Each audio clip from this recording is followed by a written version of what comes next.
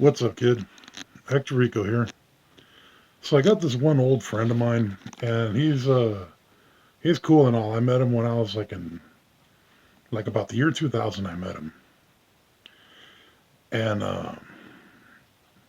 he's like me, and by that I mean like he only really holds interest in the Star Wars movies from the 80s, right? And he got to that all he really watches is like The Mandalorian, but I think he stopped watching it. I think everybody stopped watching it whenever Lizzo showed up, and I just never had time to watch The Mandalorian. There's just something about it that don't seem all that appealing to me.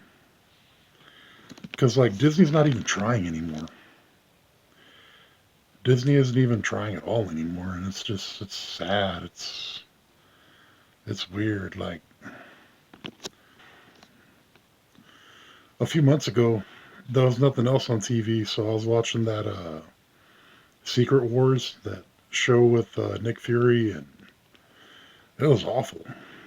And the weird part is, I mean, everybody knew going into it, they knew that all it really was like, because Disney does this, they already filmed a bunch of stuff to make a Captain Marvel movie.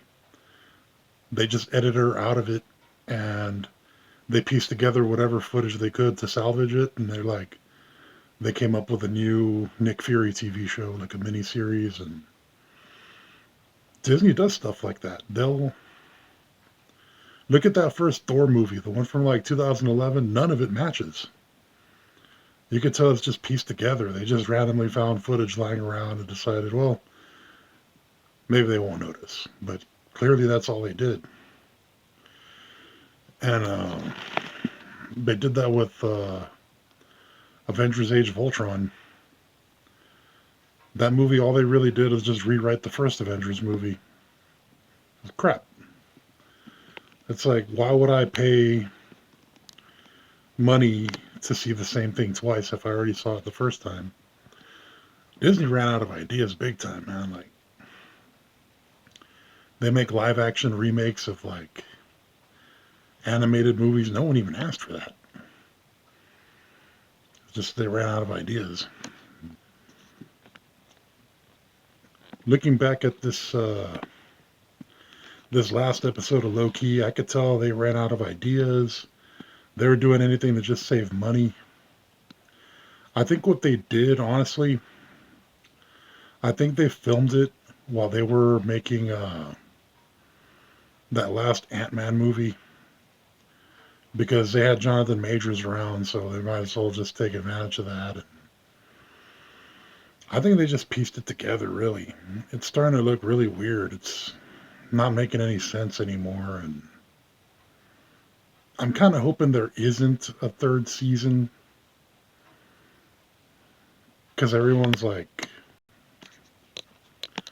nobody's going to wait around like 5 or 10 years for them to tease Galactus or anything else like that. I mean,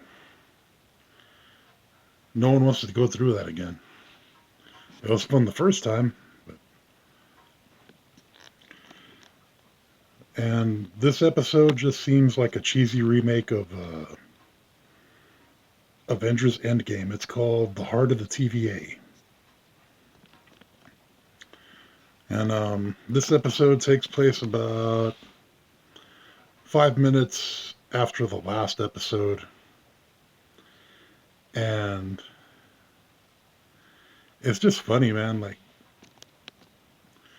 it starts off with Victor Timely. He realizes like the TVA is an actual real building, a real place. And so he's all freaking out that like it actually exists.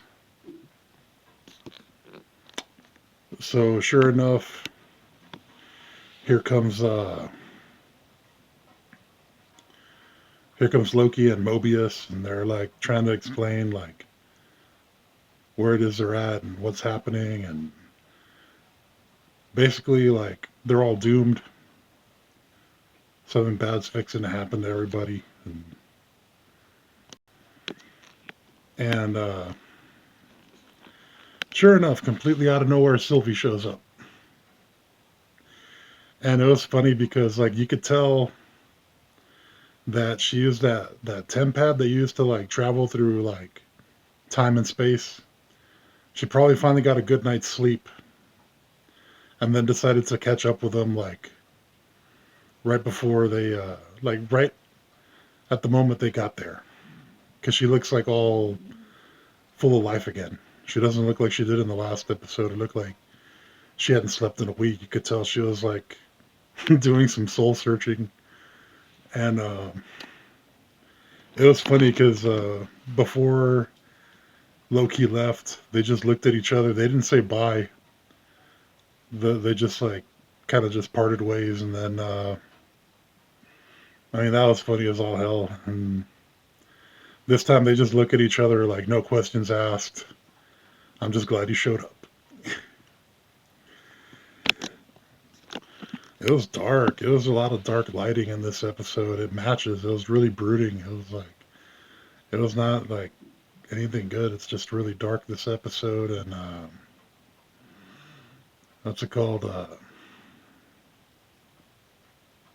Sylvie yelled at Mobius because Mobius said something stupid about wasting time to go get some more of the key lime pie.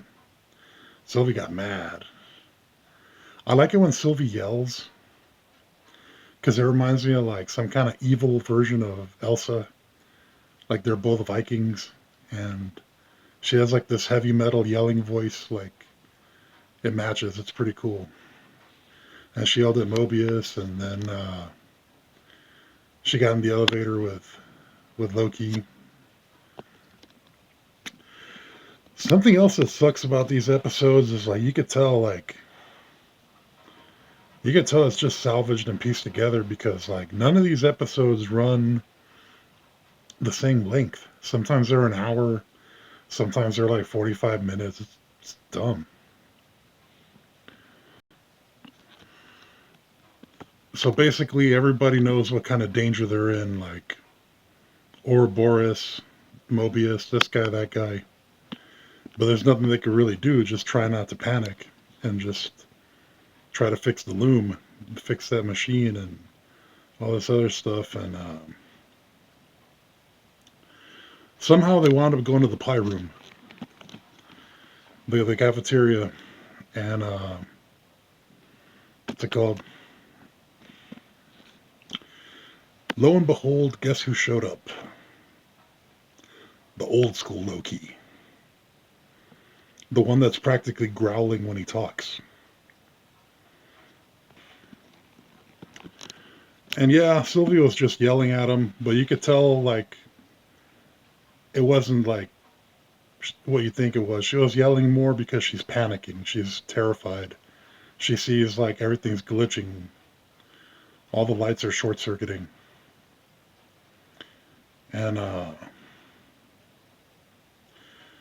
Loki, he stayed stoic. He stayed calm, cool, and collected. And it was a pretty neat speech he gave her. And he wasn't trying to guilt trip her or nothing. He just said basically like, ghosting me is easy, abusing me is easy. It's like try to dig up hope where there is no hope. Try to fix a broken relationship and like Sylvie stayed quiet. And he didn't say this next line because he has a god complex. He was saying it more like you forgot that you're a low key, that you're basically like an heir to Jotunheim, next in line for like the throne of Asgard. Basically, just don't forget who you are, really. Like, to get her head back in the game, because they're both going to have to work together to fix all this stuff. And you could tell she's like really distraught because she realizes now that he who remains totally deceived her. There's a reason he was all smiling and happy that she killed him.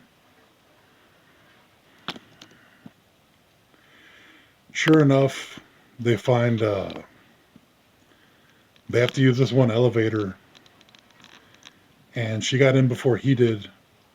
But then somehow the elevator door was closed, and they're like, "I'll meet you downstairs" or whatever. And so the elevator stopped altogether. Miss Minutes was trying to trap her and hurt her, and it was funny because she says that joke that low key told her in the last season. She says, "I am tech savvy," and she starts yanking all these wires out of this cable box to get the elevator to start running again. And she got to the floor she needed to get to. Then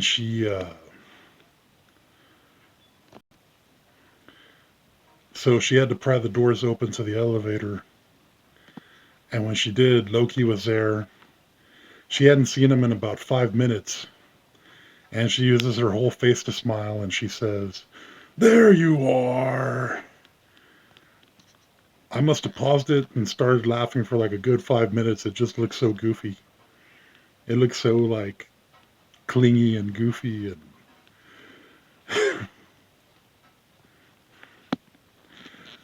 like you just can't help but laugh at how goofy she is. Like the way she's always got to be standing next to low key, and just something else they did that just made me laugh was they answered that phone. They had that weird phone conversation where Ouroboros told them like if he shuts this thing off, they'll be able to use their powers again. And like you already knew what was going to happen. In unison, the both of them yelled out, "Turn it off!" It was just so funny to like. I knew that was going to happen. So yeah, pretty much everybody died this episode.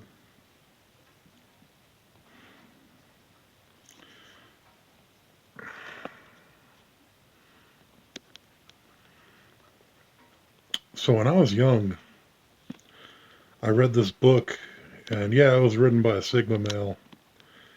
And either he was a trucker or a biker, or maybe he did both. And in it, he was telling a story about like how different the 80s were from the 70s. And he says this story that like in the 80s, he had gotten married to like his second wife, and that because he was a Sigma male, she was the basic Sylvie type. And he said basically like that she would only talk to him like she'll spend like a whole day with him like every other day, maybe 2 or 3 days out of the week, and then she would ghost him and then randomly come back. And this went on for a while. He said after about a month or two he stopped even noticing, but he just like he was kind of ready that he would wake up and she's not there next to him, and he knows where she went. She went to her sister's house. And he said like even though they were legally married and everything, like she would always do that. And I guess that's just how it goes. Like I've said before, watching this TV show, it made me see like a lot of weird patterns, like where I went right, where I went wrong, and just I'm glad it came along when it did.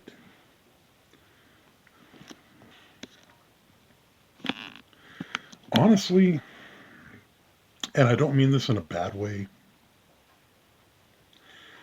I think it isn't just me. I think it's like any Sigma male.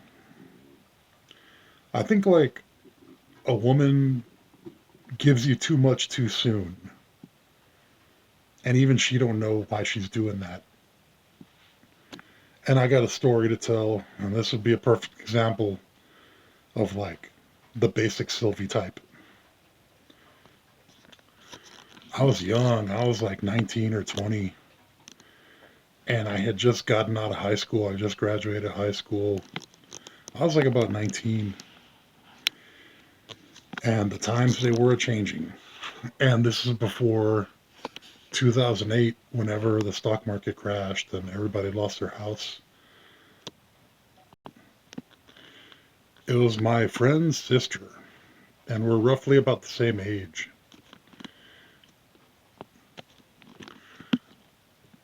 I never really thought much of it because, like, I mean, half the time all of us would walk home from school together, or we'd go to the park, or just stuff like that. Stuff, I mean, it happened, but you didn't even think twice about it. It's like, okay, cool. And, but when we were teenagers, when we were like, young little teenagers, like 17, 16, around there, I did something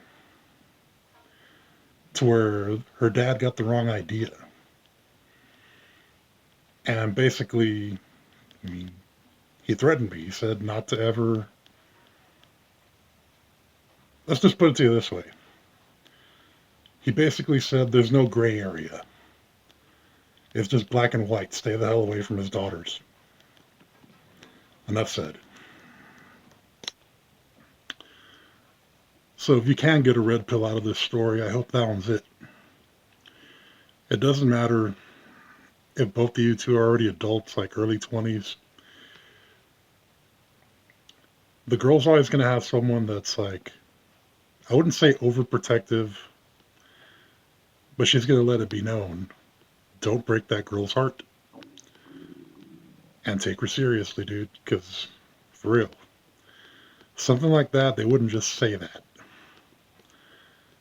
It's not a threat, it's like a promise. So just believe them when they tell you something like that, because it's legit.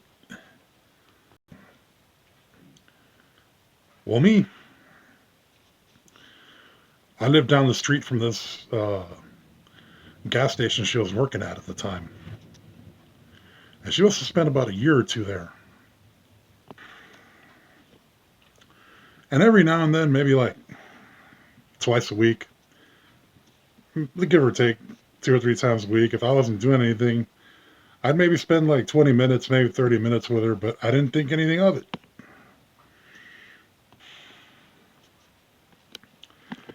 And sure enough, every so often, once a day or so, some random customer would come in and say, like basically something like that, be like, oh, I didn't mean to interrupt you and her girlfriend. And every time they said it, both of us just kind of held the laughter in. Like, after a while, you couldn't, like, there's no way you didn't notice that. And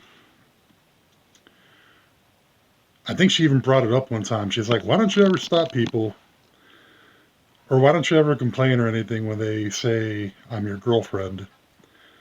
And I said, basically, I asked the same question right back. Why don't you say anything? And as awkward as that was, it was like, I basically even told her too, I was like, look, your dad already threatened me, and I'm terrified of him. Okay. So there's no way I could ever even attempt to go out with you. And basically, like, and just like Sylvie, they're going to talk using a bunch of like reverse psychology, I guess you could say. And they're going to be kind of like persistent about it. And it wasn't just her, but like I said, you couldn't like not notice it. But sure enough, all my friends down the street that live next to her, they kept asking me over and over again, pretty much on a daily basis, when are you going to take her out? And I told them like what happened. I'm like, look, dude, why does everybody keep saying that? Why does everybody keep on like pushing this issue? And I told them what happened. I explained to her and everything and this and that. She just wouldn't give it up. Like, stop asking me about this. Even My friend's little brother, who was like in middle school at the time, he would even look at us just like standing all normal, and he would keep yelling out the word awkward, like, why is he saying that? And what's it called? Talking to her, especially during like that summer or that winter, or whatever it was, is pretty much like freaking, it's just weird to describe. But let's just put it to you this way. If there ever was a girl that's like even mildly interested, she's gonna bring that Sylvie energy to me, like my friend's sister was doing. And yeah, it got pretty awkward lots of times here and there. Sooner or later,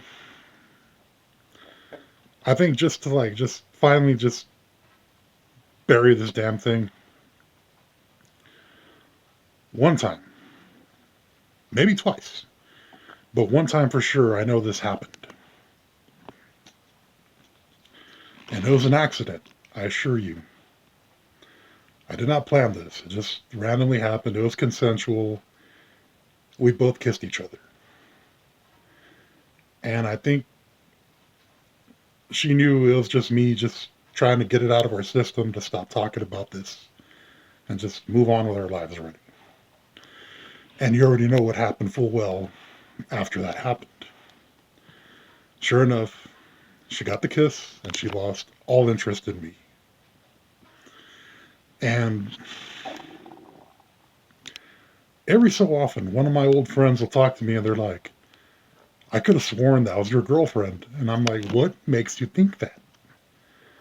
They're like, just the way y'all two would talk to each other. Like, she looked so comfortable around you. I mean, yeah, y'all knew each other for years.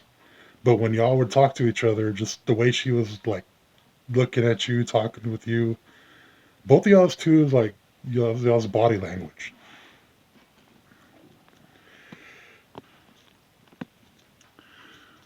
But yeah, like I said, I've noticed all these patterns on just different moments like that. Like, I guess just watching this show made me realize what actually works for me, what's good for me, what won't work for me. Because I've seen a lot of these things in real life, like play out.